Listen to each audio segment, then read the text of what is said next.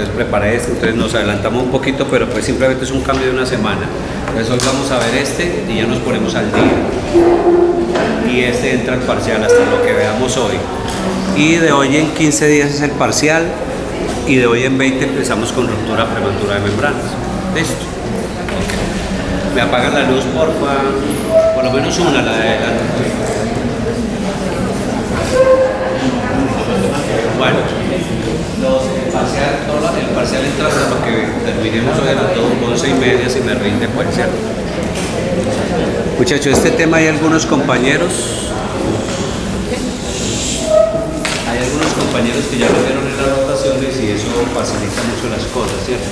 Hay algunos otros compañeros, los que vienen de neonatos y los que han hecho miles, simulación, control prenatal y esa por la otra cosa de la semanita, les va a quedar un poquito más difícil, pero pues intentemos a que todos entendamos lo más fácil que es esto.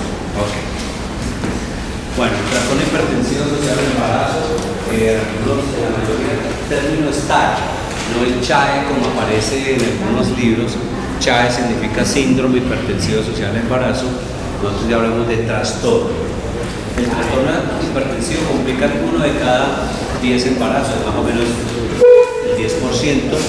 Es la primera causa de muerte materna en Antioquia. La primera causa de muerte materna en Antioquia y en Colombia.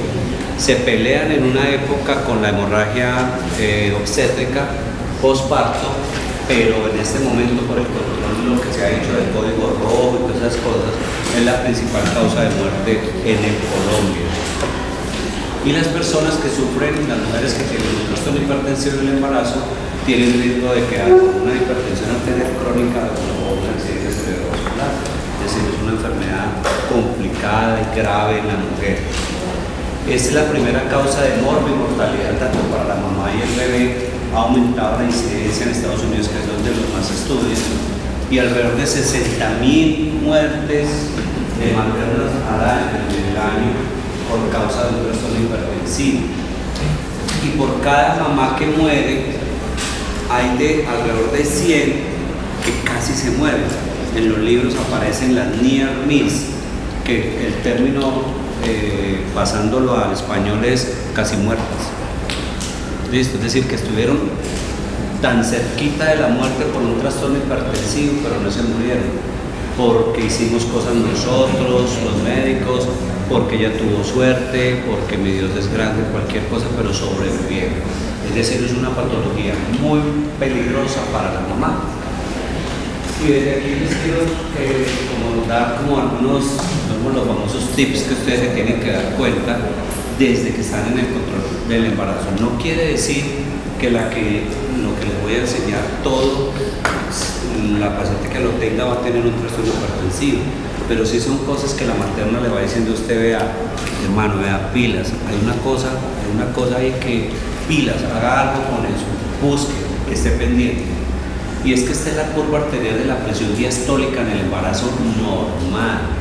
¿Qué hace la presión diastólica en el embarazo normal? Entre las 13 y las 26 semanas aproximadamente disminuye en 10 milímetros de mercurio. Y eso hay que notarlo. Pero recuerden ustedes, y se los insisto, cómo se toma la presión en una mujer es sentada en el brazo derecho, 5 minutos de descanso. Generalmente pues que no haya fumado, comido, ni haya tenido una relación sexual en las 3 horas antes, y el cuarto, quinto ruido de cock. Eso es como se toma así, porque es la única manera que ustedes tienen que detectar esto. ¿Cómo detectan si la presión diastólica le disminuyó en el segundo trimestre con el control prenatal? Con una presión bien tomada, pero si no lo hacen o no revisan el carnet de control prenatal, no se puede saber. ¿Cómo empezamos a definir un trastorno hipertensivo en el embarazo? En el embarazo, porque recuerden que hay una definición del trastorno hipertensivo en una persona no embarazada, que yo no sé cuál comité de John Herman, el 8, ellos lo definen de otra manera. Estoy hablando del embarazo. ¿Cómo la definimos? Una presión, mira, esto es vital para ustedes, una presión mayor o igual a 140 y o 90. Cualquiera de las dos. 2 tomas al menos con 4 horas de diferencia. Esto es muy difícil hacerlo. ¿Por qué? Porque nuestros servicios de salud generalmente no tenemos sino la opción de tomarlo una vez. Difícil decirle a la paciente 24 horas a volverla a tomar. Pero cualquiera de estos valores es una hipertensión arterial, un trastorno hipertensivo.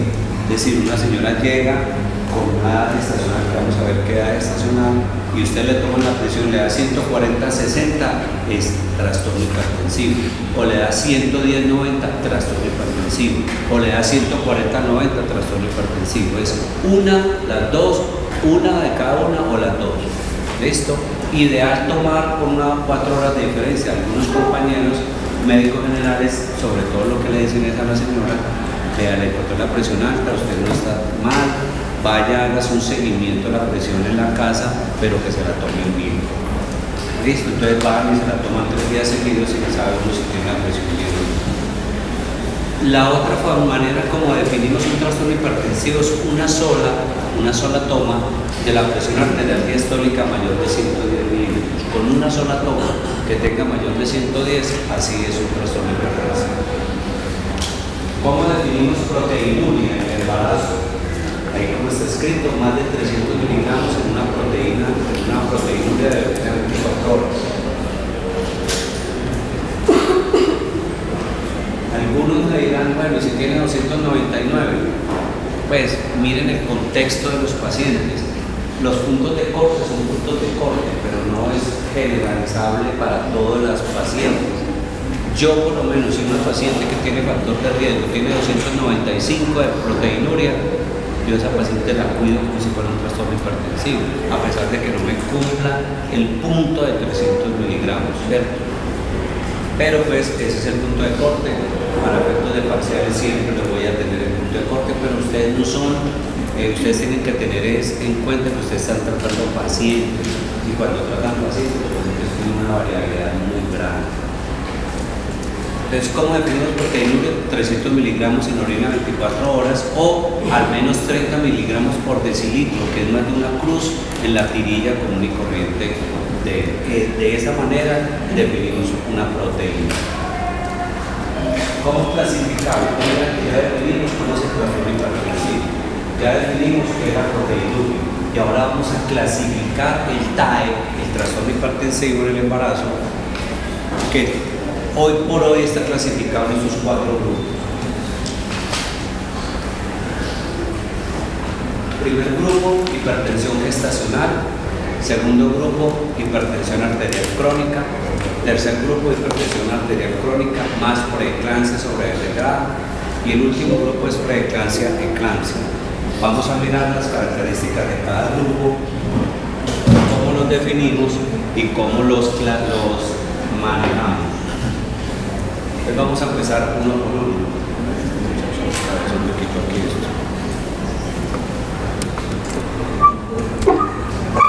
Que me le bloqueas el rayo. Recuerden ustedes, cuando van a clasificar siempre un trastorno hipertensivo, recuerden ustedes siempre este es un vaso sanguíneo. Listo. Y ahí está cómo está la clasificación por hoy. No sé si cambian 5 años o qué más, pero esa es la clasificación. Entonces, aquí abajito tiene la que tiene con proteinuria y la que tiene sin proteinuria. Entonces, la paciente que tiene antes de las 20 semanas la presión alta se define como una hipertensión arterial crónica, o después de 12 semanas después del parto. ¿Listo? Antes de 20 semanas o después de 12 semanas. Es decir, es la señora que te llega a las 10 semanas de embarazo y usted le encuentra en 140/90 o 140/80. Esa paciente era una hipertensa crónica que no se había diagnosticado previamente y se va a venir a clasificar en el embarazo. O la que tuvo cualquier episodio del embarazo, usted la controla después del parto, 12 semanas después del parto, y le encuentran la presión alta. Esa señora es una hipertensa crónica. Paciente que tiene preeclampsia es la que se encuentra desde las 20 semanas de edad gestacional hasta las 12 semanas postparto. Ya vamos a ver algunas características, pero tiene proteinuria. Y la hipertensión gestacional es las mismas semanas, entre 20 y 12 semanas, pero que no tiene proteinuria. causas en ese vaso sanguíneo. Vamos a ver cada unidad por cada uno para ver. Empecemos con hipertensión gestacional, que es el primer grupo. Entonces, obviamente es una paciente con hipertensión arterial. ¿Cómo la definimos? 140 y o 90 o mayor de 110 de presión diastólica. Tiene que tener más de 20 semanas. Estamos ubicados en el vaso sanguíneo en este grupito aquí.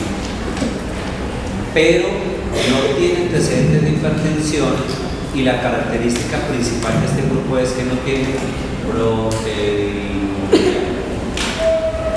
¿Listo? Fácil. Esa hipertensión gestacional le ponemos dos arandelas: criterio de severidad y sin criterio de severidad, es decir, una hipertensión arterial severa y una hipertensión arterial no severa, o como lo dicen algunos compañeros docentes, con criterios de severidad y sin criterio de severidad. ¿Cuál es la hipertensión sin criterio de severidad? Es una hipertensión gestacional. ¿Cuál es la característica principal? Que está sin proteinuria, pero que tiene 140, 90 y o 90, pero menor de 190 y o 110. Y la severa es la que pasa a esos valores de la presión arterial.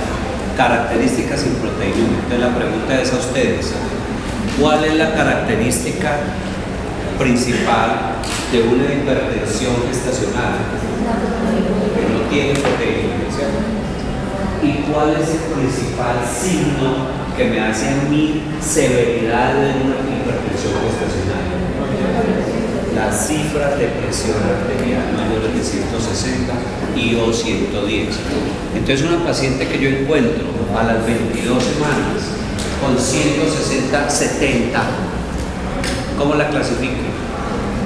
Y sin proteinuria. Es una hipertensión gestacional con criterios de severidad. Esto es importantísimo porque con esta clasificación yo le voy a hacer el tratamiento posterior. ¿Listo? Y si encuentro una paciente con 140 a 100 sin proteinuria, ¿cómo la clasifico? Hipertensión gestacional sin criterio de severidad. Si tiene una paciente de 160-80 sin proteinuria. 160-80 sin proteinuria, ¿cómo la clasifico? Severa. Y o cualquiera de los dos, o los dos. ¿Listo? Ok. Preeclampsia, el otro grupo. Estamos en el mismo huequito, en el mismo espacio del vaso sanguíneo, entre 20 semanas y 12 semanas después del parto. Tiene todas las características de la hipertensión gestacional, es decir, una paciente con hipertensión arterial mayor de 20 semanas, sin antecedente de hipertensión, pero acompañada de proteinuria, definida como ya la definimos, es decir, 300 miligramos en las primeras 24 horas, como de una cruz en muestra ocasional, o mayor de 30 miligramos por decir. ¿Cuál es la diferencia entre la preeclampsia y la hipertensión gestacional? La proteína, simplemente la proteína. Vamos a ver más adelante que desde el punto de vista práctico el manejo de las dos es igual. Criterio de severidad de la preeclampsia, miremos sin criterio. ¿Cuál es la que no tiene criterio? Las cifras de presión menores de 160 y o 110. Tiene que tener 140 y o 90, porque si tiene 120, 70 no es un trastorno hipertensivo. ¿Sí o qué?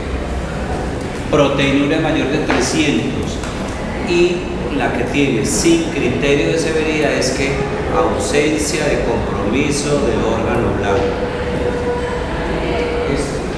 Es una preeclampsia sin criterio de severidad de la paciente que tiene entre 20 semanas y 12 semanas posparto, presiones arteriales elevadas, diastólica, sistólica o ambas, proteinuria como la definimos, o con orina 24 horas o con un citoquímico, y no tiene compromiso de órgano blanco. ¿Cuál es el órgano blanco? Vamos a ver.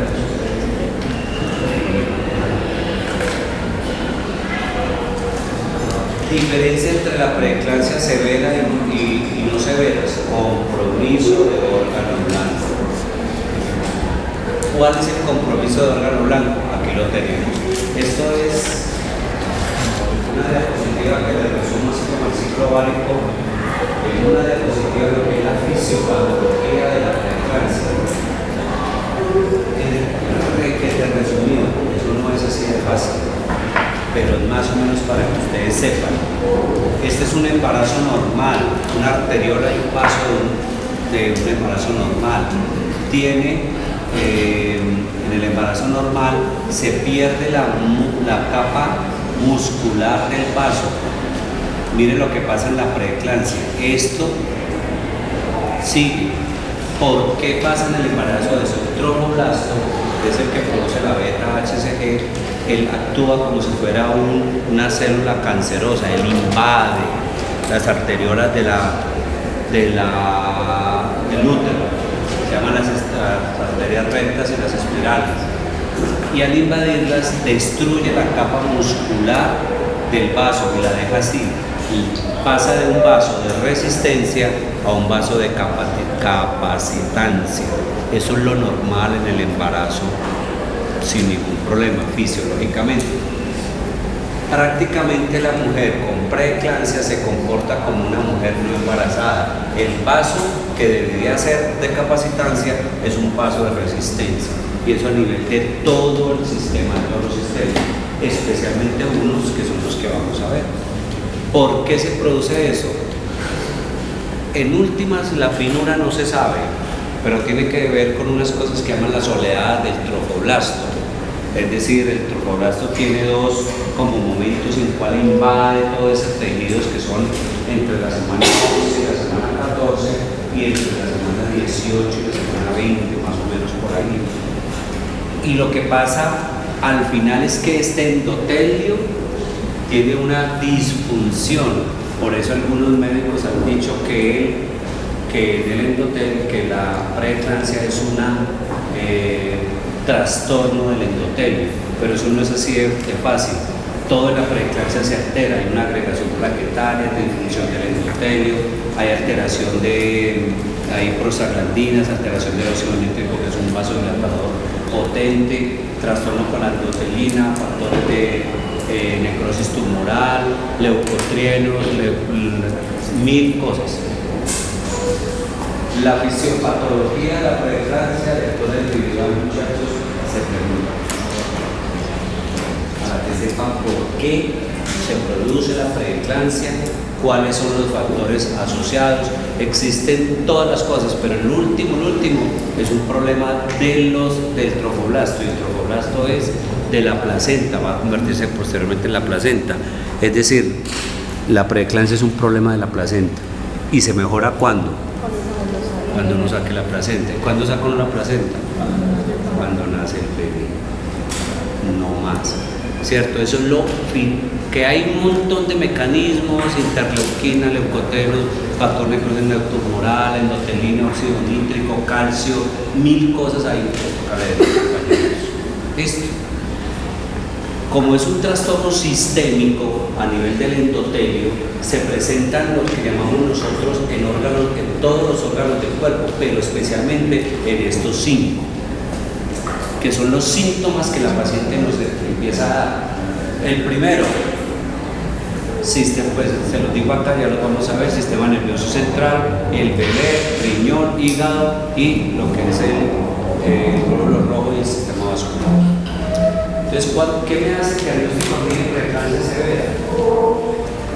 El daño de órgano blanco. ¿Cómo se manifiesta? A nivel hematológico, trombocitopenia. Siempre, ustedes van, si yo les digo, ¿cómo voy a estudiar si la paciente es una preeclampsia severa o no? Ya van viendo si tiene trombocitopenia, qué examen le tengo que pedir. Un hemograma mínimo, ¿cierto? Vamos mirando. Hay una hemólisis microangiopática, que cómo se manifiesta en el hemograma. En el extendido de sangre periférica que escribe la bacterióloga, que es esquistocitos y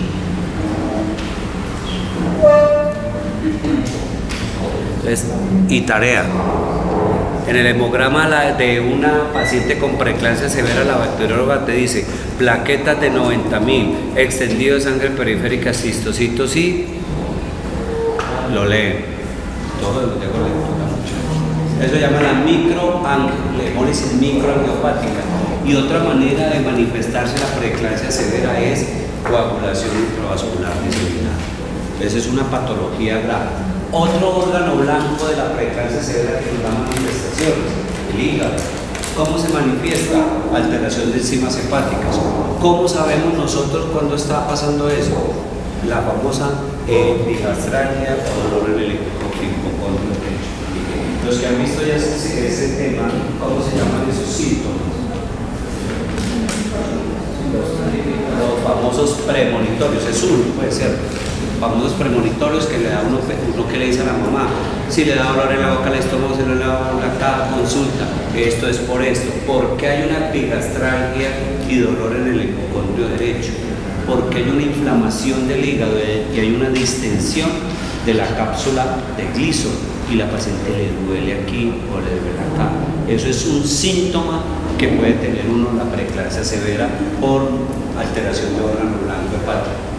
Y el famoso síndrome HELLP, que significa ¿qué? Hemólisis, dígalo en inglés.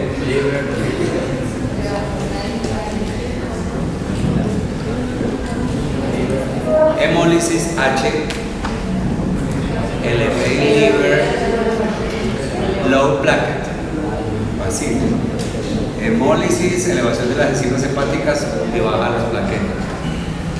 Síndrome G, peligrosísimo. Es decir, en español, altera las enzimas hepáticas, hay trombocitopenia y hay la hemólisis microangiopática y que ustedes van a averiguar. ¿Listo? Eso lo dice un hemograma y lo dicen, entonces ¿qué enzimas hay que pedirle aquí? La AST y la ALT, o la TGO, son las mismas. Y la deshidrogenasa láctica. Entonces, si ustedes encuentran enzimas alteradas en una paciente que me tiene 140 y o mayor de 140 y o 90, perdón, estamos hablando de compromiso de órgano blanco, 140 y o 90, compromiso del órgano blanco con una proteinuria, ustedes dicen esta paciente tiene una preeclampsia severa con criterios de severidad. Estamos hablando de los que ya vamos a ver. Y la falla hepática o ruptura, que esto es una catástrofe en las mamás. El día que tengan una falla hepática o ruptura hepática por un trastorno hipertensivo, tiene el 80%, del 50 al 80% mortalidad materna. Va a morir, hagan lo que hagan. Entonces hay que no, porque ya lo que la paciente requiere es soporte en una unidad de cuidados intensivos, mejorarle pues lo que sí se le rompió el hígado, el sangrado, coagulación, soporte, no necesita más nada. Y cuando las pacientes mientras llegan a una unidad de cuidado intensivo y llegan tan deterioradas que usted le pone 80 unidades de sangre, plaquetas, crío, todo lo que sea, uno a los 10 o 12 días. ¿Qué otro compromiso de órgano blanco neurológico? Los famosos premonitorios que ya deben dejar de llamarse premonitorios, se llaman síntomas de irritación cortical. ¿Cuáles son? ¿Qué son? La cefalea que la paciente le habla a uno en casco o frontal, ¿cierto? El dolor en el epigastrio, dolor en el hipocondrio derecho, los tinnitus o fosferos, no me volví a mandar más, y mareo y cositas así que la paciente a veces tiene. Pero si una vez se le pregunta a la paciente, ustedes tienen que ser muy juiciosos con esos síntomas porque a mí me parecen lo más subjetivo del mundo y lo más peligroso del mundo, porque todas las mamás invariablemente casi los tienen. Uno va a una mamá con 25 semanas y me dice, ¿cómo ha estado, señora? No, me ha dado la cabeza un premonitorio. Tiene uno que investigarlo mucho, porque si ustedes le dicen paciente que tiene cefalea y lo interpretan como unos síntomas de irritación cortical, les toca manejar a esa paciente como si fuera una preeclampsia severa con criterios de perseverancia. Pues una preeclampsia con criterios de severidad. Les toca manejar. Entonces ustedes tienen que ser muy juiciosos e investigar bien esos premonitorios, porque después de que uno les empieza a preguntar a las pacientes, ¿desde cuándo es el dolor de cabeza? No, doctora, a mí me duele la cabeza como 10 años. No tiene que. ¿Cierto? ¿Cómo es usted va viendo? No, doctora, a veces yo veo unos cocuyitos. ¿Cuándo? No, cuando estoy en el baño que es oscuro y salgo a la habitación.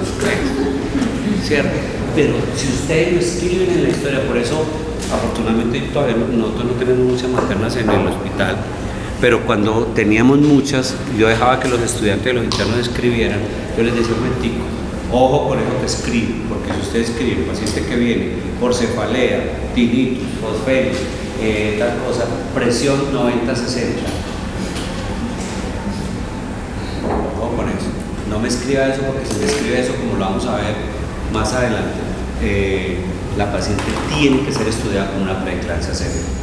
¿Qué otra cosa? El compromiso de órgano blanco, eclampsia, que son las convulsiones, ya las vamos a ver, y un accidente cerebrovascular. Esas cosas me hacen que haya compromiso neurológico y me clasifican a esta paciente como una preeclampsia severa. Y lo otro, la oliguria, que es una cosa que casi nunca le preguntamos a las mamás. Señora, ¿usted cómo está orinando? No, pues yo casi no estoy orinando. Uno le dice a las enfermeras, con perdón de los que son enfermeros aquí, ¿cierto? O han estudiado enfermería, a veces ellas no valoran lo importante que es este tipo de cosas, y les parece que la paciente orina una vez en el día, eso es como normal. Hay que pilas con el compromiso de órgano blanco, renal, oliguria, o que tenga una creatinina mayor o una insuficiencia renal. Esos son compromiso y daño de órgano blanco y me hacen el diagnóstico de preeclampsia severa. Daño pulmonar, casi nunca lo ven. Edema pulmonar por mutación hipertensiva. Muy raro que lo veamos, pero el día que lo vean, corran en la materna, porque igual que la ruptura hepática, mortalidades altas de esa paciente.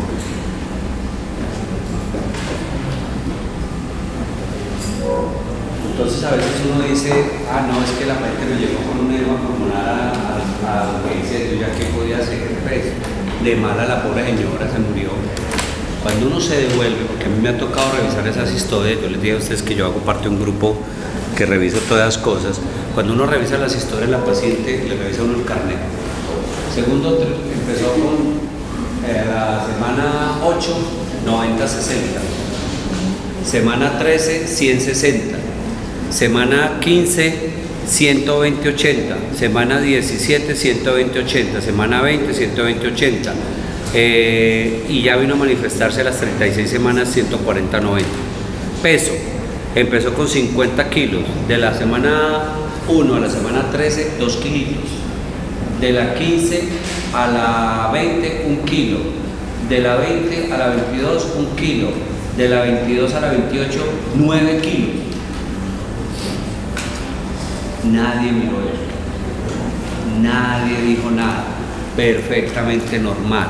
Mira que eso no me hace un diagnóstico de preeclampsia, pero la señora sí te está diciendo, estoy aumentando de peso mucho, no bajé en el segundo trimestre la presión. Eso no es normal. Y otras cosas que les voy a enseñar ahorita, les voy a comentar. Hemoglobina, 14, ¿usted dónde vive? No, en Barranquilla. ¿Qué mamá tiene 14 de hemoglobina en Barranquilla? Y van a ver ustedes que una de las cosas de la preeclampsia es la hemoconcentración. Entonces mira que son 3 cositas.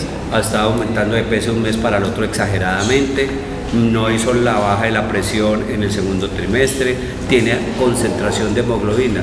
Y ustedes dicen, no, es que ella llegó con un edema pulmonar, se murió. No, usted la vio 8 veces en el control. ¿Qué hizo para eso? Yo no digo que lo hubiera podido evitar, porque probablemente no se pueda evitar, pero sí estar un paso adelante de la mamá y no dejarla morir. ¿Listo? ¿Qué otro compromiso de órgano blanco? El bebé y sobre todo la placenta. Esto está muy discutido. Hoy por hoy, la restricción del crecimiento intrauterino no se considera como criterio de severidad de una paciente preeclámptica. Pero lo que sí hemos visto es que los bebés que tienen un trastorno hipertensivo tienden a tener una restricción del crecimiento intrauterino. Entonces, por eso hoy por hoy ese tema no lo vemos nunca, ojalá sus profes se lo tienen ustedes, restricción del crecimiento intrauterino.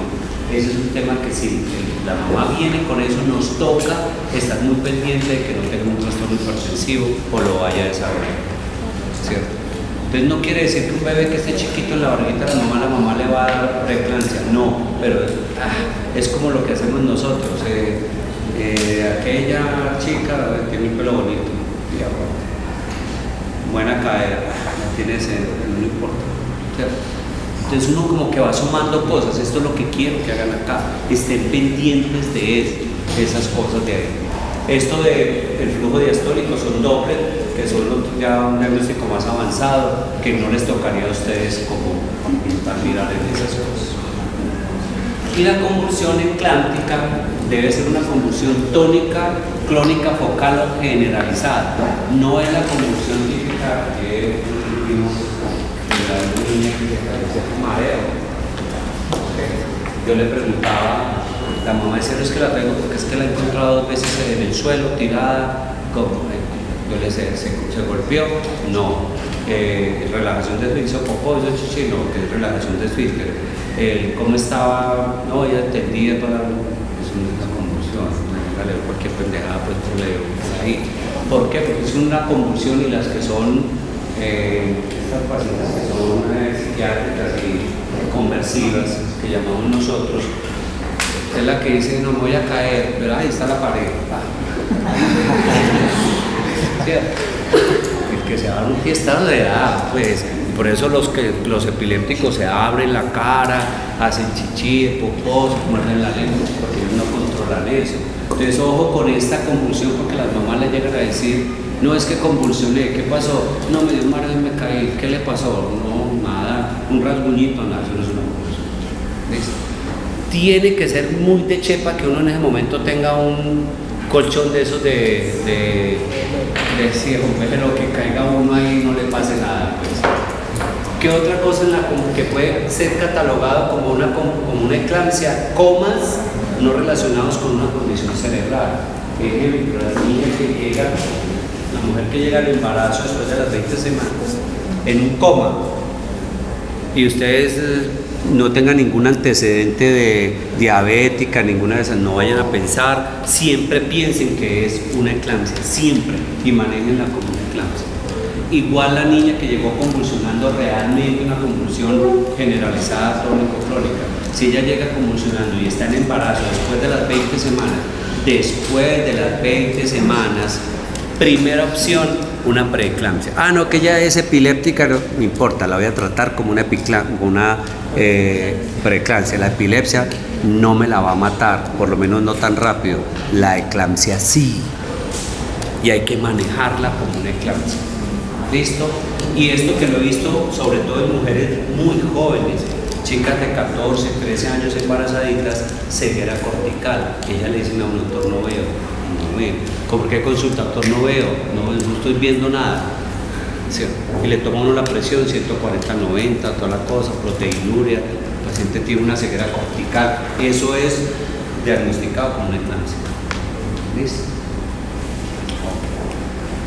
Entonces, ¿cómo clasifico yo las eclampsias? Las eclampsias son un trastorno hipertensivo, es decir, 140/90, ya lo definimos, o diastólica mayor de 110, con proteinuria en una paciente mayor de 20 semanas y hasta las 12 semanas postparto.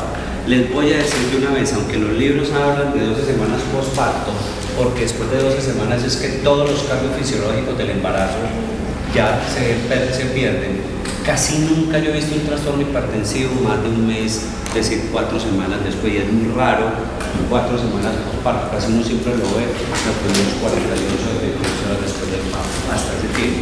Pero los libros hablan que se puede dar hasta las 12 semanas. ¿Cuáles son los criterios de severidad? Que tenga lo que les dije, premonitorio, que tenga daño hepático, que tenga daño renal, que llegue con cualquiera de esas cosas, me hace preeclampsia, trastorno hipertensivo asociado al embarazo, logrando apellido, primer apellido, preeclampsia severa, segundo apellido, con criterio de severidad. ¿Listo? ¿Van entendiendo o no? Está muy fácil. Hipertensión arterial crónica más preeclampsia, que sería el otro grupo.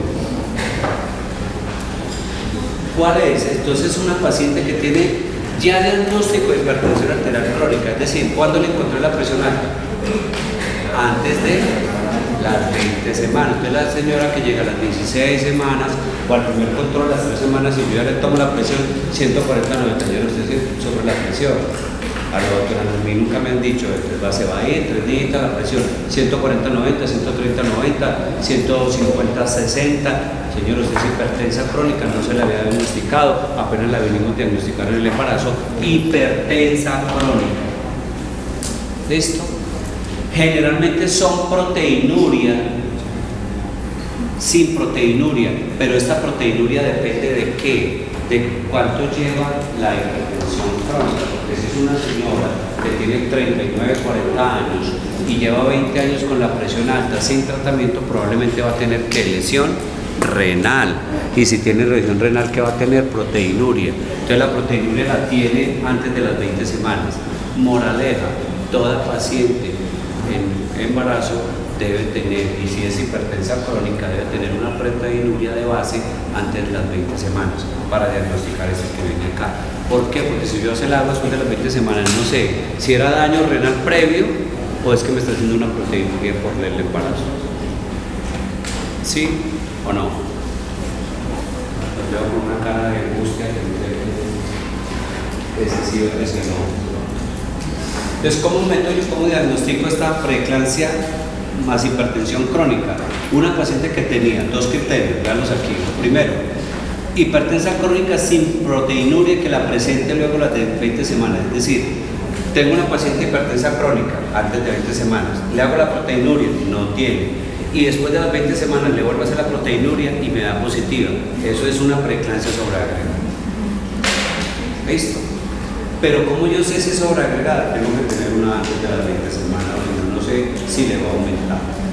Segundo criterio para saber este grupo: paciente que tiene una proteinuria antes de las 20 semanas, probablemente por un daño renal previo, por la presión, pero que aumente súbitamente, es decir, tenía a las 18 semanas 315 y a las 25 semanas le aumentó 3 kilos en un mes y yo le dije, bueno, le voy a hacer otra proteinuria, 3 gramos.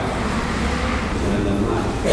Entonces súbitamente aumentó la proteinuria y esa es una preeclampsia más hipertensión crónica. Otro criterio, que aumente súbitamente la presión arterial. La señora tiene 130/80, 140/90, viene bien antes de las 20 semanas, llegó a las 20, bien, llegó a las 25, le tomaron la presión 160/90. Eso es una preeclampsia sobreagregada. ¿Listo?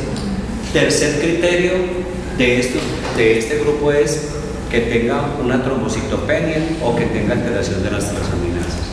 Cualquiera de esas condiciones me hace que una paciente diagnosticada como hipertensa crónica tenga una preeclampsia sobreagregada.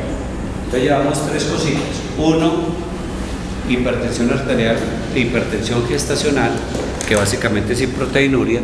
2, preeclampsia, que es con proteinuria.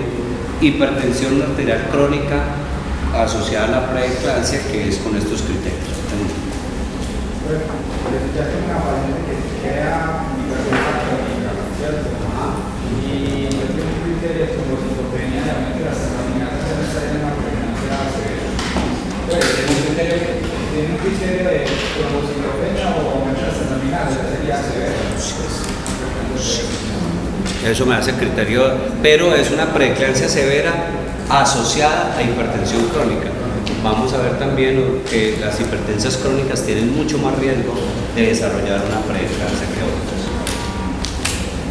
¿Qué hacemos nosotros entonces con una paciente a la que yo le pongo el diagnóstico de TAC, trastorno hipertensivo? Recuerden cómo hago el diagnóstico: presión arterial de 140 y o 90, mayor de 140 y 90, o diastólica mayor de 110 en una sola toma. La otra ojalá con una diferencia de 4 horas. ¿Qué factores de riesgo debo ver en una paciente? Es decir, la tengo a la señora, doctor, estoy en embarazo. ¿Qué debo hacer? Tengo 13 semanas de embarazo. Mira los factores de riesgo que ustedes deben estar teniendo de esta paciente. Nuliparidad. aumenta casi 3 veces el riesgo, es decir, la paciente primípara, la que es su primer embarazo, tiene un riesgo de 3 veces de tener un trastorno hipertensivo. Paciente añosa, mayor de 40 años embarazada, aumenta 2 veces el riesgo. Que tenga un embarazo gemelar, aumenta 3 veces el riesgo. Los que ya vieron un seminario de gemelar que no están en ningún lado de esto, los primeros son muy lindos, pero cuando uno los tiene en las manos. El resto un embarazo gemelar es excesivamente peligroso y excesivamente riesgoso para la mamá y los bebés. Antecedentes de diabetes en la mamá, 4 veces casi el riesgo de que me haga una preeclampsia. Antecedente personal de preeclampsia, 7 veces el riesgo. Es decir, ustedes preguntándole a la paciente ahí que está con ustedes, ¿usted cómo la primera embarazo anterior con la preeclampsia? Señora, yo le diría lo primero que hace es ¿sí o no? Lo primero que yo le diría es historia familiar, que la mamá o las hermanas sean preeclámpticas o hayan tenido preeclampsia, aumenta 2, casi 3 veces el riesgo. Y a veces uno encuentra estos riesgos en una misma familia. Historia personal y historia familiar. Obesidad, 2 veces y medio el riesgo.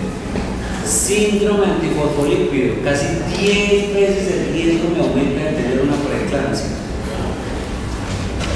Como yo sé que una mamá que me consulta por control prenatal a las primeras 13 semanas de gestación, yo le puedo sospechar que tiene un síndrome antifosfolípido. ¿Que ha tenido abortos? Ha tenido abortos, sobre todo lo que hablamos en la primera charla, las muertes embrionarias tempranas, abortos espontáneos, mortinatos sin causa determinada, trombosis venosa de causa no clara, familiares con problemas de lo mismo. Es una paciente que me llega muy bien, doctor, este es mi 4º embarazo. El primero fue un ectópico, pero los otros 2 fueron una muerte embrionaria y este es el 4º. Sospechen esto, pídanle los exámenes. 10 veces de riesgo para tener un trastorno hipertensivo y la mayoría de trastornos hipertensivos severo. Esto es su labor, esto es la labor de que ya llega la señora convulsionando. Cuando llega la señora convulsionando a las urgencias, cuando ustedes la atienden, no me importa que le pongan el sulfato, toda la cosa, ya perdimos el año, ya no hicimos el diagnóstico que tenían que hacer.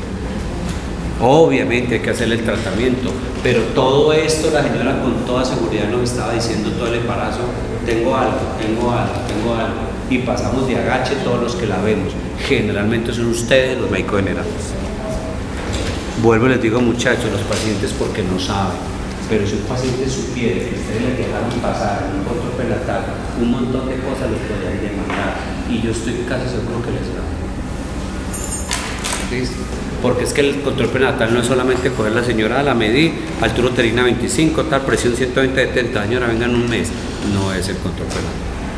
¿Qué otras enfermedades asociadas a riesgo relativo? Todo lo que está aquí, raza negra, trombofilias, el último parto hace más de 10 años, es decir, un periodo intergenésico largo, una enfermedad renal y la hipertensión arterial crónica. Todo estos son factores. ¿Cuáles son los más importantes? Y eso se habla ahí con la paciente hablando en el primer control. La enfermedad, el SAF, antecedente personal, antecedente familiar y el resto de cosas que son más fáciles de recordar. Hipertensión, enfermedad renal, obesas y viejitas mayores de 140 años embarazadas. ¿Qué hago yo con una paciente que me llega que tiene un trastorno hipertensivo? Fácil, muy fácil. Señora, yo tengo que pesarla, yo tengo que hacerle la proteinuria, tengo que revisarla y tomarle la presión, eso es lo que hay que hacer, ¿cierto? Siempre hay que hacer ese tipo de cosas con las mamás. ¿Qué hay que hacer si te llega una paciente con un trastorno hipertensivo en urgencia? En las urgencias estéticas, tiene que mirar cómo está la presión, definir si tiene proteinuria y sobre todo cuidado con los síntomas de irritación cortical. Si la paciente, uno le enseña a las pacientes, yo sé que los que han pasado por obstetricia, uno les escribe en las notas, consultar nuevamente si tiene dolor de cabeza, visión borrosa, fosfenos, pitos en los oídos, cualquier vaina. Entonces las pacientes se lo aprenden. Y cuando llegan en la próxima consulta, ¿por qué vienen? Doctor, tengo dolor de cabeza, fosfenos, picos en el oído, tal cosa. Presión 160. ¿Qué hacemos? Volvemos a tomársela, le dio 160. En 20 años 160. Pero sigue diciendo que tiene dolor de cabeza, porferios, tiene toda la cosa. Estamos obligados a hacerle todos los estudios. Obligados. Entonces, ojo con lo que escriben en las historias. Si ustedes escriben en la historia, la paciente tiene dolor de cabeza, pitos en los oídos, lucecitas, presión de 90 a 60 y ustedes crean que eso es carreta, si lo escriben en la historia, ponchados muchachos, les toca descartar toda con la batería del examen que tenga una preeclampsia. Les toca, porque recuerden que un criterio de severidad, ¿cuáles son? ¿Listo? ¿Cómo hacemos el manejo? Les voy a leer eso que dice ahí, textual. Ya me cansé aquí, ya le digo. Manejo. No existe una medida terapéutica que revierta el compromiso endotelial y multisistémico de la preeclampsia. ¿Qué significa eso? Le dé lo que yo le dé, haga lo que yo le haga, la preeclampsia sigue adelante. La enfermedad puede empeorar progresivamente. De acuerdo con estas dos cosas, el objetivo principal terapéutico es encontrar el momento oportuno, en mayúsculas, para terminar el embarazo. ¿Por qué? Porque yo les dije a ustedes que a pesar de que yo haga todo lo que sea, el momento en que se mejora la paciente es cuando yo saco la placenta, es decir, cuando termino el embarazo. ¿Cuándo lo voy a terminar? En el momento oportuno. ¿Cuál es el momento oportuno? En el momento en que yo sopese los riesgos de esta mamá y de este bebé. Siempre priorizando a la mamá. ¿Listo? Entonces a veces tenemos un trastorno hipertensivo a las 26 semanas. La señora tiene 200, 120 como me ha tocado ver a mí. Hinchada hasta el alma. 20.000 de plaquetas, 1.500 de transaminasas, 3.000 de deshidrogenasa láctica, 3 de creatinina. La señora hasta que se muere, tiene un bebé de 24 semanas. Bebé, chao, me toca terminar el embarazo, porque se me va a morir la mamá. O el otro caso, 38 semanas, mamá con 140-90, plaquetas normales, presión así en esos límites, exámenes normales, transaminasas normales, tengo 38 semanas, yo ya puedo sacar el bebé, saco el bebé, le quito la placenta y la mamá se va a mejorar. ¿Listo? Entonces ese es el momento oportuno. ¿Y quién define eso? Ustedes, muchachos, pues a usted no les va a tocar, pero por lo menos que lo sepan que hay que hacer. Y entonces, de acuerdo a ese manejo, varía el manejo de acuerdo a qué tan la presentación clínica de la mamá, de la enfermedad y la gestacional, porque hoy por hoy se habla de dos tipos de preeclampsia, que no sé si lo han dicho muchachos los que dicen en el seminario. Hay una preeclampsia temprana, antes de las 34 semanas, que generalmente es grave, severa, se muere el bebé y casi que compromete a la mamá, la pone un near miss. Y hay una preeclampsia tardía que fisiopatológicamente es más suave, presiones de 140-90, 140-80, generalmente no se alteran los parámetros de laboratorio y uno puede esperar hasta las 38-39 semanas de terminar el embarazo. Se llama una preeclampsia temprana, que es severa, y una preeclampsia de aparición tardía, que es más leve. Entonces, hoy por hoy es la presentación clínica de la enfermedad. Si tengo una enfermedad severa a las 26, 27, 28 semanas, prioriza a la mamá. Si la tengo una enfermedad tardía a las 37 semanas, yo priorizo al bebé, que lo saque bien. Y a la edad gestacional, no es lo mismo sacar un bebé a las 22 semanas que sacar un bebé a las 40 semanas, no es lo mismo. ¿Listo? Entonces, ¿qué hago yo cuando yo sospecho un trastorno hipertensivo? Ustedes como médicos generales, ¿qué van a hacer? Hospitalícenla. La paciente le dio la presión alta, tienen que hospitalizarla, no me la manden para la casa. Error, ¿cierto? Dieta libre sin restricción de sodio. Denle la comida normal. En la restricción de sodio, no sé si todavía se hacen los hipertensos normales, ¿cierto? No sé. Pero la mamá no, ¿por qué? Porque la fisiopatología no es por el problema de sodio y de aldosterona y tal, la fisiopatología es diferentísima. Restringir la actividad física de forma moderada, siempre control de los signos vitales, enséñenle a las enfermeras a tomar la presión, vigilancia de los signos de irritación cortical y los líquidos administrados. Siempre recuerden la oliguria como está. ¿Qué laboratorios de base inicialmente se deben pedir? El hemoliograma. ¿Qué veo en el hemoliograma? La hemoglobina. Si es una mamá estrato 0 de Barrancabermeja, no puede tener una hemoglobina de 14, no la puede tener. Que venga de la Paz Bolivia, me aguanta. O sea, una mamá, ustedes niñas que se creen como estrato 6, pero mentira, son estrato 6. Yo les hago una hemoglobina que tiene todas, deben tener por ahí 11,5, 12, ninguna me tiene 14. Y ustedes ven un hemograma, una mamá pobre que tiene 20 hijos, que tiene 30 años y parece de 80, y le ven 14 y ustedes les ponen a 14, no está bien, señora. Eso no es normal, muchachos, no en nuestro país, no es normal. ¿Qué más veo en el hemograma? Las plaquetas, recuerden el trombocitopenia, el diagnóstico de severidad, el extendido sangre periférica, los de laboratorio que tienen que decir, tienen esquistocitos y lo otro, ustedes deben saber. Citoquímica de orina. ¿Por qué el citoquímico de orina? Para saber si tiene proteinuria o no. Si tiene una cruz o tiene más de 30 miligramos por decilitro, eso lo podemos hacer ahí. Creatinina, porque ya vamos a ver los valores normales de creatinina.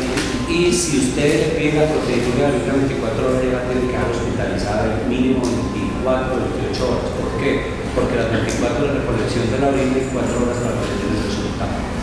Entonces, ojo pues con las pacientes que ustedes miren con esto. Deshidrogenasa láctica, AST y ALT, esto es lo que hacemos de base en un estudio inicial de un trastorno hipertensivo. De base no solicitamos pruebas de coagulación. A veces yo veo a las pacientes y los muchachos que están empezando, la señora llega doteada de la risa. ¿Cuántas semanas tiene? 30, doctora. ¿Qué tiene? No, nada. ¿Cuánto le encontraron de presión? Me la tomaron una vez, 140, 60. Y uno les ve hemograma citoquímico de orina, creatinina, proteína, LDH, AST, ALT, bilirrubinas, TP, TPT, dímero D, factor G, ecocardiograma. No necesita. Probablemente la paciente, lo que yo estoy haciendo es un enfoque diagnóstico para ustedes médicos generales, en primer nivel. Por eso de entrada no se solicitan pruebas de coagulación.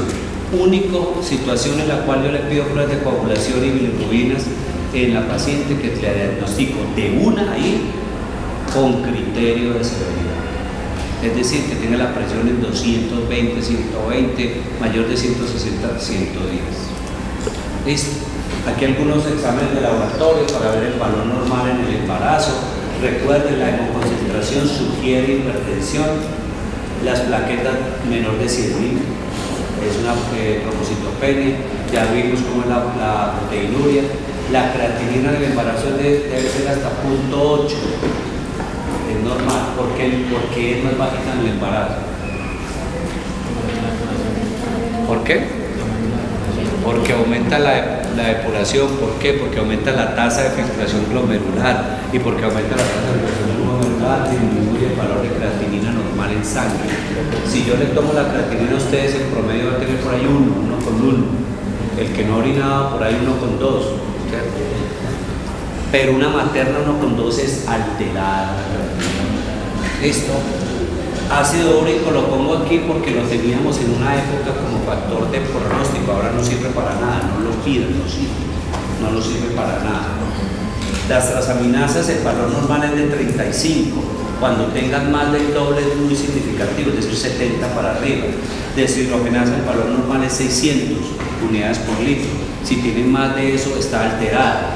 Y esto ya le dijimos, el TP, TPT, fibrinógeno, no se solicitan de rutina, sino en cuadros de preeclampsia severa o cuando la paciente presente deterioro. ¿Qué más hacemos con la paciente en un trastorno de hipertensión? Estudio. Si el bebé está pretérmino, hay que hacerle maduración pulmonar. Ya los que han pasado por obstetricia saben qué es eso. Los otros les va a tocar aprenderlo que hoy en 15, en 20 días que hablemos de RPM, cultura de membrana. Y tiene uno que evaluación al hacer una prueba de bienestar fetal. movimientos fetales que casi no lo hacemos, la ecografía, perfil, Doppler y monitoreo fetal. Esto si lo tienen ustedes en primer nivel, ustedes la idea es que hagan el manejo inicial y la remitan. ¿Qué hipotensores? Vamos a verlo más adelante, cuáles son y cuáles. Vamos a coger, muchachos, grupito por grupito para ver qué vamos a hacer con las pacientes, cada grupito de la clasificación. Hipertensión gestacional no severa y o preeclampsia no severa. Recuerden lo que les dije, la hipertensión gestacional y la preeclampsia se manejan prácticamente iguales. ¿Cuál es la diferencia entre estas dos? No severa, gestacional no severa y preeclampsia no severa. La proteinuria, las dos son iguales. ¿Cuál es el objetivo? Monitorizar la madre y el feto para determinar la progresión a un estado severo de hipertensión y preeclampsia. ¿Qué quiere decir? Que yo la tengo no severa. ¿Qué es no severa? Ya vimos los criterios de severidad y las cifras de presión alta para que me dé severidad. Si no tienen eso y todos los exámenes me salen normales, yo puedo decir, si tiene proteinuria es preeclampsia no severa, si no tiene proteinuria es una hipertensión gestacional no severa. ¿Qué busco? Mirar la mamá a ver que si se me va a deteriorar a una severa. Esto es el TALFOR del noviembre de 2013, ojalá lo lean. Es todos estos criterios que les estoy diciendo es lo último en Guaracha hasta ahora en es lo último. ¿Qué le hacemos a estas pacientes? Toma seria de presión arterial, vigilar los signos de irritación, los líquidos y los laboratorios cada 2 a 3 días. ¿Qué laboratorios? Los que me están diciendo si la paciente se va a deteriorar. Plaquetas, transaminasas, creatinina, DHE. Muy fácil. Con el feto, un perfil biofísico, esto no les va a tocar a ustedes, pero lo tienen que saber qué hay que hacer, porque ya les voy a decir que ustedes como primer nivel tienen que remitir la paciente si me hacen un diagnóstico vicioso de un trastorno hipertensivo, sea el que sea. O sea, en primer nivel no se maneja un trastorno hipertensivo. ¿Qué les toca hacer a ustedes? El diagnóstico y remiten la paciente. Si es una preeclampsia no severa o una gestacional no severa, segundo nivel lo puede manejar. Pero si es una severa, tercer nivel, ni siquiera segundo nivel. ¿Listo? Les digo esto, si va y es el man que más ha trabajado en Estados Unidos, ya no trabaja tanto, está muy viejito, por el trastorno hipertensivo. Y ellos plantearon en alguna oportunidad si se podía manejar ambulatoriamente la preeclampsia. Les voy a decir aquí, creo que estaba positiva. Se puede manejar ambulatoriamente si durante la hospitalización no tiene criterios de hipertensión severa o preeclampsia severa, se propone un manejo ambulatorio, pero eso es en Estados Unidos y en Europa, donde a la paciente que tiene 140-90 sin factores de riesgo, exámenes normales, está con 28 semanas, la mandan para la casa. Le ponen un aparatico aquí que le controla la presión y la citan cada 2 días a hacerle los exámenes de control. Si la presión se le altera, ese aparatico avisa, va el hospital donde la tienen, va una ambulancia con un paramédico, la cogen de allá, la arrancan de la casa y la llevan al hospital. Lléveme una paciente de Ituango así para el hospital. ¿Cierto? Entonces en Colombia, por lo menos en Medellín, y yo creo que en todo, no sé, en algunos países de Latinoamérica, este manejo ambulatorio no existe. Preeclampsia, trastorno hipertensivo, es manejo hospitalario. ¿Listo? ¿Cuándo terminamos el embarazo en estas pacientes? Cuando tienen una alteración clínica del laboratorio, cuando llegan a las 37 semanas, cuando empiezan un embarazo espontáneo, pero si tienen mayor de 34, cuando tiene alteración de las pruebas de bienestar fetal, y la cesárea no es para esas pacientes. Según indicación obstétrica, por favor, no me le digan a las pacientes que si tienen un trastorno hipertensivo va para cesárea. El riesgo le aumenta 100 veces de muerte a la mamá en una cesárea. Es la vía normal, la vía ideal en un trastorno hipertensivo, cualquiera que sea, incluso severo, es la vaginal. Es la vaginal, no es la cesárea. La cesárea aumenta el riesgo anestésico y el riesgo quirúrgico. Entonces ustedes, médicos generales, muchachos, Todo esto lo digo de la experiencia, son muy dados a decir, señora, usted me convulsionó, y la señora convulsionó, tiene 30 semanas, vaya que le van a hacer cesárea. Eso no es cierto. Si la señora no llegó y no está convulsionando y el cuello está más o menos favorable, le clavo 2 misoprostoles y le saco al muchacho vagina.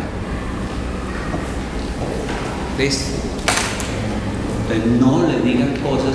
Es que yo no entiendo, muchachos, si ustedes no tienen cómo resolver un problema cualquiera de medicina interna, de cirugía, le digan, no, si yo no lo puedo resolver, ¿por qué mando a resolverlo al otro sitio? No, hágale, váyase al hospital San Vicente que ya le van a hacer cesárea. De por Dios, si yo la estoy remitiendo, yo no sé. Vaya, señora, al hospital San Vicente que ya le van a hacer lo que le tengan que hacer. No abramos la boca de cosas que no son, muchachos. ¿Ok? Preeclampsia severa o gestacional severa. Siempre hospital de tercer nivel o mínimo en una unidad que se llama de cuidados obstétricos especiales. Nunca me la manden a un segundo nivel. Yo el segundo nivel no puedo hacer nada con una preeclampsia severa, sobre todo si el bebé es pretérmino, no tengo nada que hacer. En el hospital, si tuviera obstetricia ya no tengo unidad de cuidados intensivos, no tengo unidad de cuidados especiales para una materna, no tengo unidad de cuidados intensivos para el bebé. Y estas maternas lo que requieren es seguimiento, terminar el embarazo y después soporte dependiendo cómo siga. Y eso lo hace solamente una unidad de cuidados intensivos. Tercer nivel, preeclampsia severa o hipertensión gestacional severa.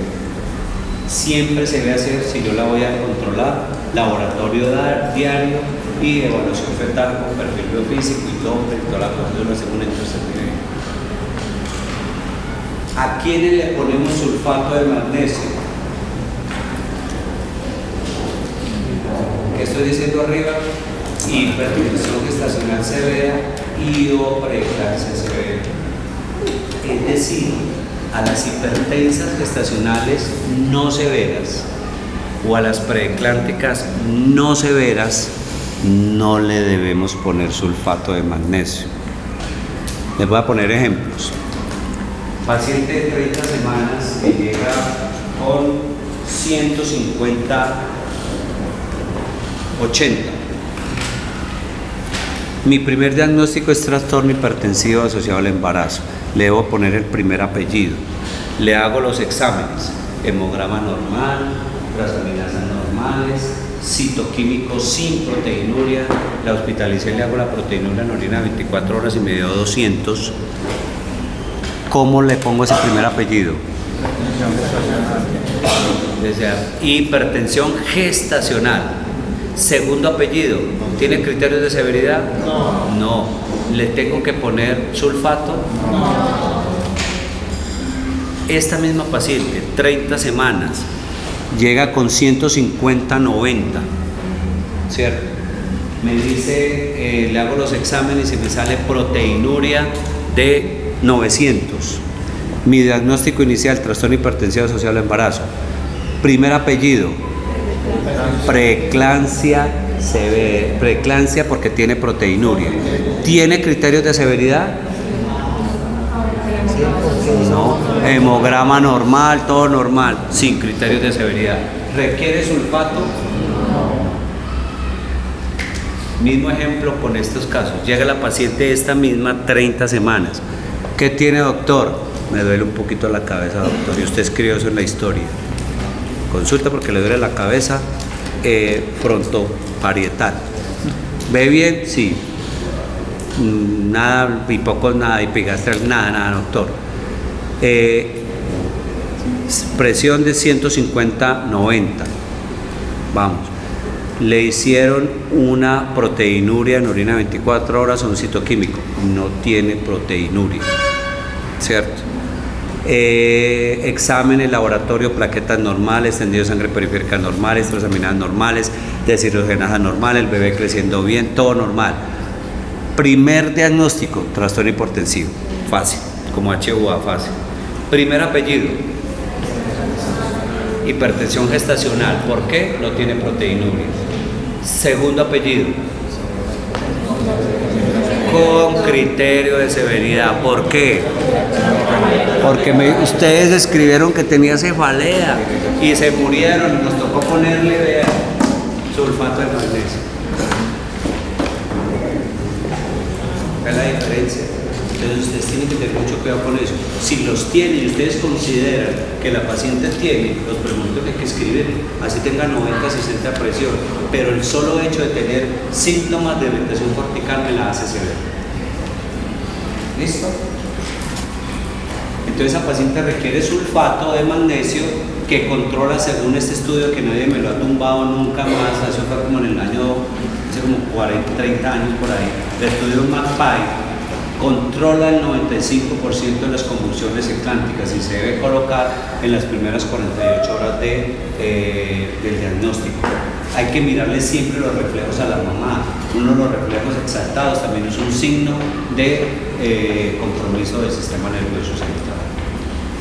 Ya les digo, ya ustedes tienen que estudiarme qué es el sulfato de magnesio, qué es la neuroprotección fetal, cuál es la dosis, cuáles las complicaciones, los efectos secundarios. No se olviden, muchachos. ¿Listo? ¿Para qué me sirve este? Bueno, ya. ¿Listo? ¿A quién le pongo antihipertensivo? Solamente le pongo antihipertensivo a la que tiene hipertensión gestacional severa o preeclampsia severa. Les voy a poner un ejemplo que es donde los parto mucho. Paciente de 20 años, 30 semanas. Llega porque viene al control prenatal normal, consulta externa. Ustedes le encuentran 160, 70. Como tan rara esta señora. Vaya a darse una vuelta y yo tengo un tiempito ahora y la vuelvo a ver. A la vuelta que vino, 160, 70. ¿Cierto? Señora, ¿cómo se siente? Bien, dolor de cabeza. Bueno, esa es otra cosa que les digo. No le pregunten a los pacientes, no le hagan preguntas dirigidas. ¿Le duele la cabeza? ¿Qué le va a responder la señora? ¿Cómo ve? ¿Bien o mal? Mal, le va a responder. ¿Le duele una rodilla? Sí, doctor. ¿El dedito gordo? Sí, también me duele, a veces. ¿Cuándo? Oh, últimamente. ¿Cuándo fue la última vez? Hace 25 años. Así son las mamás. Por ello les digo, la diferencia entre un embarazo normal y un embarazo que se está complicando es una línea muy tenue, que a veces es difícil de identificar. Entonces seguimos, esta paciente 20 años, 30 semanas, tiene 160, 70, completamente asintomática. Listo, sin antecedentes, sin nada, primigestante, no tiene todos los factores de riesgo que les digo. Mi diagnóstico inicial, les voy a poner en fase, trastorno hipertensivo asociado al embarazo. ¿Por qué? Porque tiene criterios de hipertensión. ¿Sí o no? Le pido los exámenes para clasificarle y ponerle el primer apellido. Entonces le hago hemoleucograma normal, o sea, cuando le digo normal es que tiene plaquetas normales, estrellas en el periférico. AST de 40, ALT 30, DHL de 250, citoquímico de orina normal, con 10 miligramos de proteinuria, de proteína. Creatinina, que esos son los exámenes básicos que yo le pido a la paciente en urgencias, 0.6. ¿Cuál es el segundo apellido de esa señora? 30. No importa. Póngale 1, póngale 21, póngale 40. ¿Tae qué? La segunda apellido es hipertensión arterial. Hipertensión arterial gestacional y el segundo apellido severa. ¿Por qué severa? Ojo con eso. 160. Ojo con eso. Severa, y la tenemos que manejar como severa. Y si yo le digo severa a esta paciente, le tengo que poner inmediatamente sulfato de magnesio y le tengo que poner inmediatamente antihipertensivo. ¿Listo? El mismo ejemplo de la paciente con todos los exámenes normales y tiene 130, 110. Igual, aparte de que esto es IO. ¿Sí? Cuidado. Paciente de 30 semanas con todos los exámenes normales que te dice que tiene, le dice que tiene la presión en 140-80, le hacen un hemograma y tiene 90.000 de plaquetas. Hipertensión, trastorno de hipertensión asociada, hipertensión arterial gestacional con criterios de severidad. Cuidado, porque una cosa es sin los criterios de severidad le hacemos unas cosas y con criterios de severidad le hacemos otras. ¿Listo? Ok. ¿Por qué ponemos el sulfato? Para prevenir las convulsiones eclámpticas. ¿Y por qué ponemos el antihipertensivo? Para prevenir la hemorragia intracerebral, la abrupción de placenta y la insuficiencia cardíaca izquierda. En nuestro departamento, en Antioquia, entre el año 2005 y 2015, las pacientes que murieron por un trastorno hipertensivo se murieron por hemorragia intracerebral. Y yo se los cuento a todos porque me parece muy diciente lo que les voy a contar. Segovia, Antioquia. Embarazada la paciente, llega a urgencias a las 6 de la mañana, 170, 110, convulsionando. ¿Cierto? El médico va y mira qué tenía en su arsenal, no tenía sulfato. Le puso diazepam a la paciente, le controló la convulsión. 6:40 nota en la nota, eso es de una historia de la vida real, así salió. 6:40 nota, paciente con 180, 110, ya se le avisó a la ambulancia para salir del traslado primario. 180, 110, volvió a convulsionar, volvió a ponerle sulfato de magnesio. A las 7:10, ya la nota del compañero que no, sulfato de magnesio no tenía, diazepam. A las 7:10 le recibe otro compañero, escribe, la ambulancia no ha llegado, presión arterial de 220, 110, ¿cierto? No hay sulfato, él sí escribió, él sí sabía, escribió, no hay sulfato de magnesio, le pongo diazepam, el otro no había escrito, sino le había colocado el diazepam. El hecho es que a las 9 de la mañana salieron con la paciente para la ambulancia, llegó a una clínica en la ciudad, llegó a la clínica, cuando llegó ya estaba intubada, el médico le tocó intubarla por el camino. Era en esa época, como se dice ahorita, 4 horas, no me acuerdo. Llegó, la paciente llegó con midriasis, toda la cosa, le hicieron un TAC, hemorragia intracerebral severa, con edema, tal cosa, duró 22 días y se murió una niña, una mujer de 19 años. ¿Qué pasó? No va y revisa, entonces, ¿qué nos toca a nosotros? En esa época yo iba a los pueblos, entonces me tocaba hablar con los médicos. Primero, no había sulfato de magnesio en la institución. Problema de la institución porque en una institución que atienda partos debe haber los medicamentos básicos de habilitación, tenía que tener sulfato de magnesio. No había ningún medicamento de los que vamos a ver para el trastorno hipertensivo, para controlar la presión, ¿cierto? No había. Pero sí había nitroprusiato de sodio, era lo que había. ¿Listo? ¿Qué más les cuento? El hecho es que la familia demandó y enredó al compañerito, pidieron la módica suma de 1.200 millones de pesos para la mamá, se transaron en 300, yo creo que todavía sigue pagando. Entonces, cuando uno ve quién es el culpable de que no haya sulfato de magnesio, la institución, pero ustedes muchachos como médicos, si atienden partos o atienden la enfermedad que deben tener las condiciones para estabilizar los pacientes inicialmente. Que no haya sulfato también es problema de ustedes.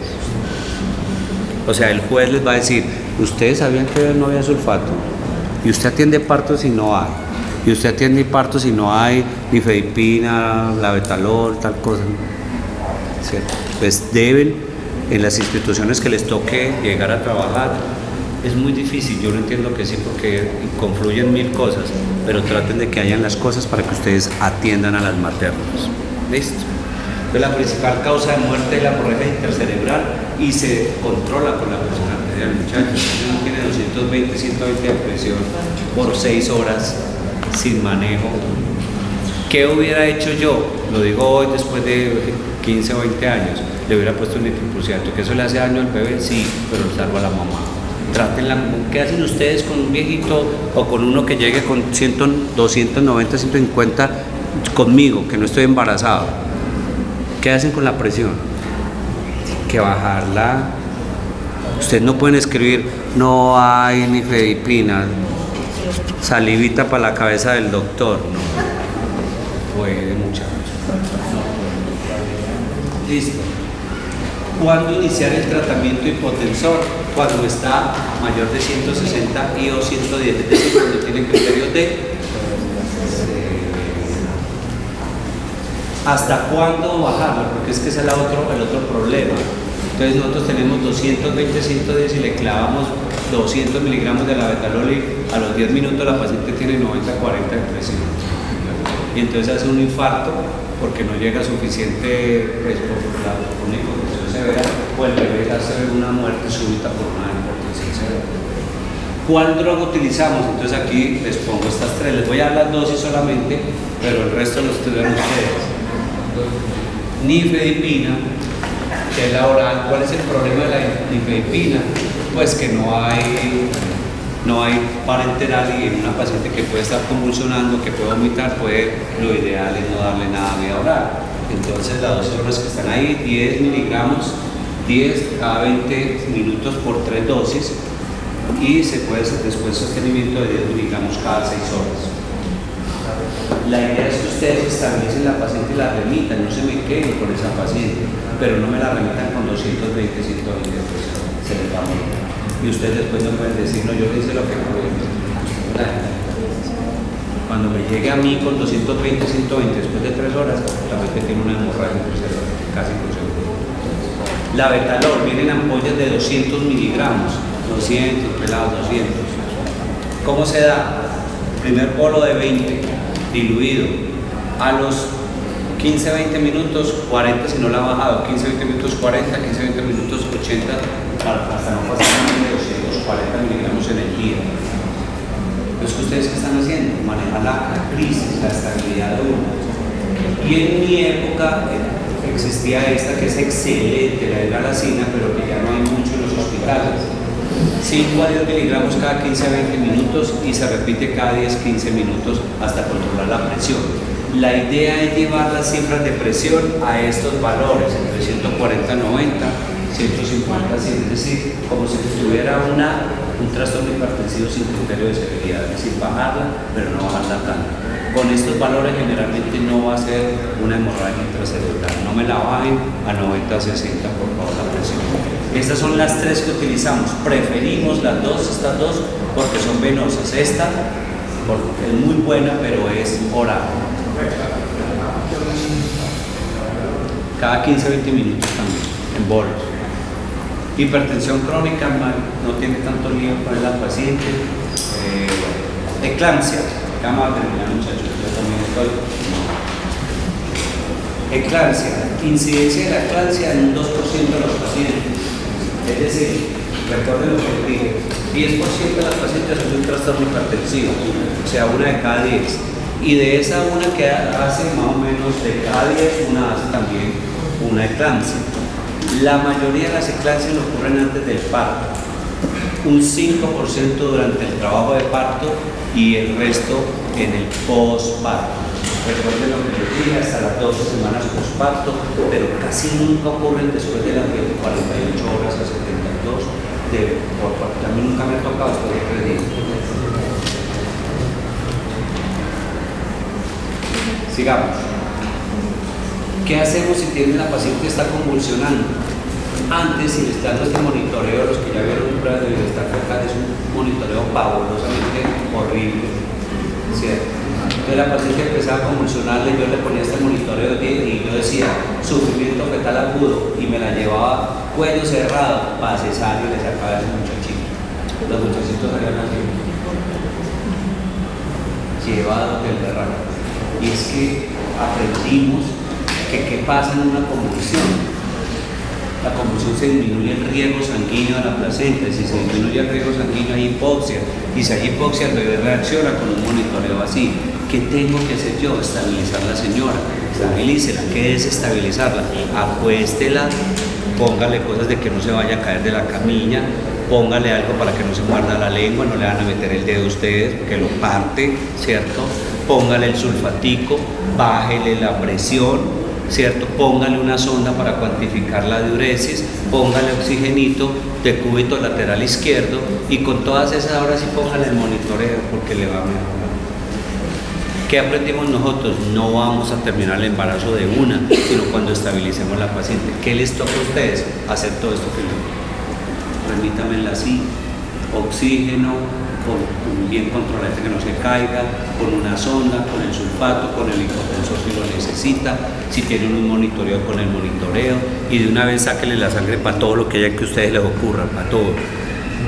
Y la tienen los 3 bulbos. Que me lleguen al hospital a mí de tercer nivel, estos son los 3 tubos, ya le puse la sonda, ha orinado tanto, tiene la presión en tanto, le puse el sulfato, doctor, a estas dosis y estas dosis de mantenimiento, como tenía la presión en esto, le puse el abetalol, le he puesto 2 bolos, la tiene en este momento en 140-90, muchachos, hicieron lo que tenían que hacer.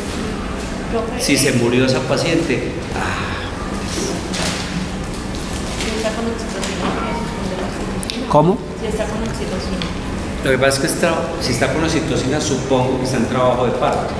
Entonces depende. ¿Cierto? Si tú tienes un trabajo de parto avanzado, yo le dejo la oxitocina. Le pongo el sulfato para que se me le controle la convulsión. Pero ¿qué quiero hacer con ella? Terminar el embarazo, sacar el muchachito.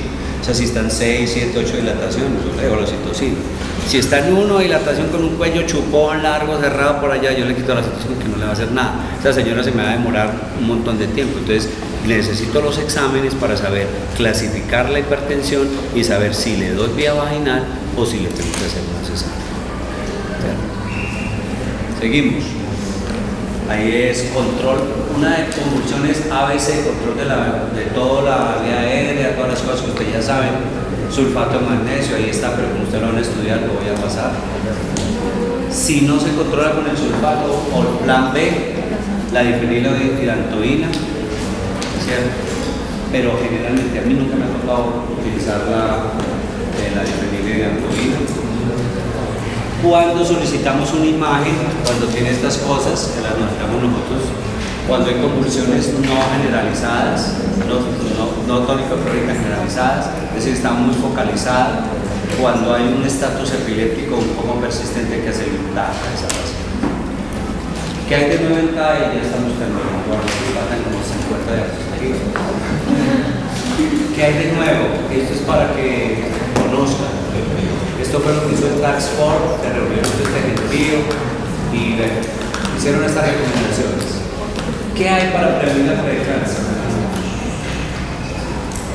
¿Qué hay hoy para prevenir la preeclampsia? Todos los estudios, todo lo que hay con un riesgo, pero mira la evidencia, y es una pila de gente que estudia en todo el mundo. Calidad de la evidencia moderada, fuerza de la recomendación limitada, y es lo mejor que hay. El uso de ácido acetil salicílico de 80 a 100, de 60 a 100 miligramos desde el primer trimestre, 13 semanas, hasta la semana 34. En pacientes de riesgo, una diaria. En pacientes de riesgo, ¿cuáles son las de riesgo? Las que ya les dije, las que tuvieron preeclampsia, las gordas, las diabéticas, las viejas, las que tienen síndrome tipo fólico. Esa, si me llega a mí una paciente que me dice, doctor, yo tuve una preeclampsia y sobre todo si fue antes de las 34 semanas en el embarazo anterior, tengo 13 semanas, empiecen en la aspirina. Recomendación limitada, ¿qué tanto mejora eso? Un 17% de disminución del riesgo, pero le estamos disminuyendo algo. ¿Listo? Algo le estamos disminuyendo. Están autorizados, muchachos, a empezársela esa, pero no se la empiecen a todos, porque las que no tienen factores de riesgo, o sea, porque a veces nosotros los médicos somos como de odios y amores, ¿cierto? Entonces, como salió ese artículo, mi señora, llegó una señora de 20 años, ¿usted cómo está? Bien, ¿usted tiene algún problema? No, nada, no, ninguna cosa, demos la aspirina por si de pronto. Así somos. Eso no tiene ninguna recomendación, pero la damos, pues. ¿Sí me entienden? Vitamina C y E para prevenir la preeclampsia, no le boten corriente, no sirve para nada, no hay ningún estudio que diga que sirve. Eso que le dan vitamina E para las mamás se toman de cualquier vaina, no es que la abuelita me dijo que tomara estas pastillas porque me prevenía la preeclampsia, toman quizá que cualquier. Calcio. También la evidencia es muy limitada, pero dicen que es bueno para prevención de la preeclampsia solamente en pacientes que tienen déficit de calcio. De resto no, entonces tendrías que hacer un estudio antes de la mamá se embarazara para ver si tiene eso. Restricción de sal y el reposo no sirve para un carajo. ¿Qué más? Esto es como lo mismo. Bueno, ¿qué medicamentos? Los tres que hemos dicho para mi hipertensión crónica, la metildopa y la nifedipina. Para el momento agudo, el abetalol, la hidralazina y la nifedipina. Casi toda la sociedad de obstetricia canadiense, la sociedad de esta es de, no sé qué, el NICE, ojalá ustedes sepan, lean los resúmenes del NICE. El NICE es el Instituto de Excelencia del Reino Unido, de Inglaterra. Saca tremendos estudios muy bien llevados. ¿Qué más? Bueno, y lo otro, lo último, voy a hacer la última, así no muchachos. Vamos a empezar otra vez. Empezamos. Bueno, en la última diapositiva era la famosa hipertensión de bata blanca y la hipertensión que llamamos atípica. Que a algunos profes de ustedes les encanta, porque hoy acaba el doctor Aldana, pregúntale la preeclampsia típica. ¿Cuál es la preeclampsia típica? La que da menos de 20 semanas. No. Ya le preguntaron y perdió el año. Ya con... madre, no. ¿Cuál es la preeclampsia típica? Es una, desde hace unos 10 años para acá se ha venido viendo que hay mujeres que tienen las cifras de presión alta, que tienen la presión elevada y no tienen proteinuria, o al contrario, tienen cifras de presión normal y tienen hallazgos clínicos como los de irritación cortical o hallazgos de laboratorio compatibles con un trastorno hipertensivo. Les doy un ejemplo: presión de 170, pero tienen trombocitopenia y transaminasas elevadas. ¿Sí? Entonces, ¿eso en qué cae? O paciente que tiene proteinuria y la presión arterial está normal, ¿cierto? Entonces son esas preeclampsias que uno no sabe, bueno, ¿esto qué es? ¿Si será preeclampsia o no será preeclampsia? Entonces hay un término que ellos acuñaron los gringos que llamaron preeclampsia atípica. Es un término mal empleado. Yo hoy no sabría decirle a ustedes cuál es la definición de preeclampsia atípica. Lo que sí les puedo decir es que desde el punto de vista del diagnóstico, de los criterios diagnósticos, una preeclampsia es las cifras de presión alta con proteinuria. Eso no ha cambiado. Que hay otros estados que pueden ser intermedios, pacientes que tengan solamente proteinuria con presiones normales, pacientes que tengan alteraciones del laboratorio con presiones normales. ¿Cómo clasifico yo eso? No lo sé. Pero lo que sí les recomiendo a ustedes es que no abandonen esas pacientes, porque puede ser un estado intermedio entre esas preeclámpsicas que después se van a manifestar. Ejemplo, 30 semanas y usted le encuentran una trombocitopenia, presión normal, la señora nunca ha tenido ningún problema de trombocitopenia idiopática de esas, le hacen todo el estudio hematológico, la mandan al internista, no le encuentran nada.